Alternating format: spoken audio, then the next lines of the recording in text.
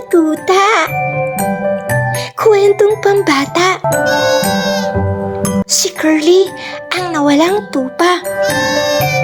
Kwentong isinulat ni Mance A. Castle. Isang maaraw na umaga, kinabayan ng punong pastol ang kanyang kawan patungo sa isang luntiang lambak. Naglalakad siya ng matatag sa unahan, habang ang kanyang tungkod na kahoy ay tumutuktok sa lupa sa bawat hakbang.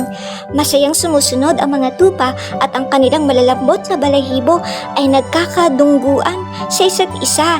Kasama sa kanila si Curly, isang batang tupa na may kulot na balahibo at pusong mausisa.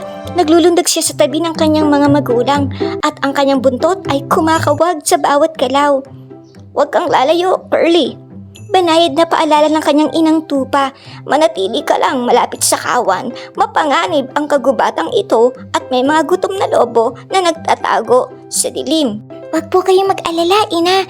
Dito lang po ako." Pangako ni Curly, ngunit habang nagsasalita, ang kanyang mga mata ay nakatitig na sa mga makukulay na bulaklak na sumasayaw sa ihip ng hangin. Biglang may isang makulay na paru-paro ang dumaan sa harap ng ilong ni Curly. Nakalimutan ang kanyang pangako, nagsimula siyang humabol dito. Tumalon siya sa mga bato at dumaan sa matatayog na damo, ginagaya ang magandang paglipad ng paru-paro. Nang lumipad ang paru-paro, paitaas sa mga puno, huminto si Curly upang huminga.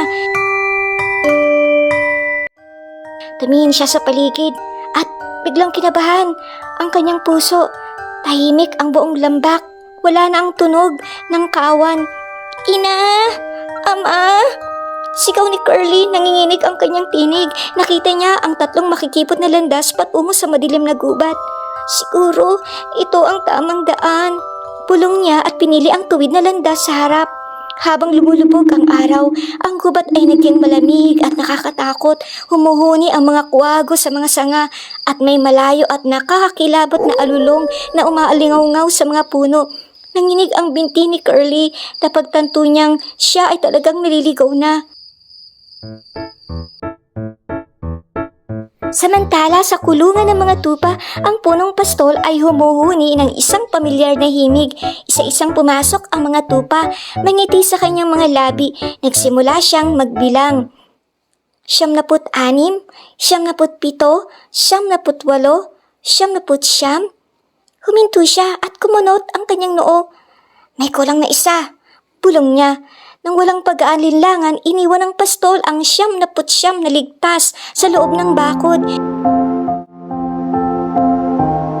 Kinuha niya ang kanyang tungkod at bumalik sa dumidilim na mga burol. Inakyat niya ang matatarik na bangin at tinawid ang rumaragasang mga sapa habang sumisigaw, "Curly! Curly! Nasaan ka?"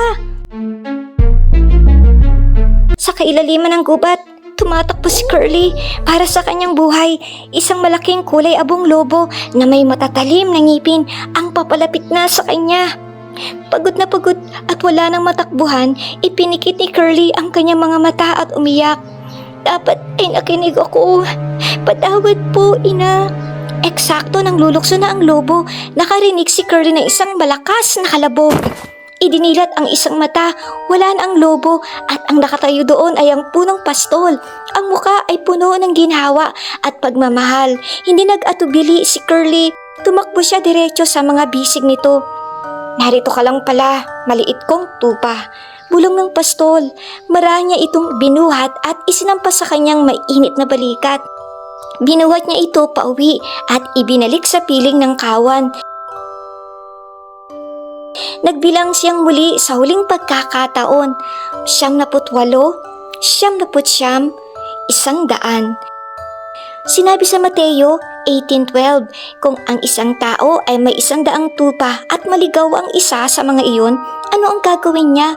Hindi ba't iiwan niya ang 79 na kabundukan at hahanapin ang naligaw na iyon?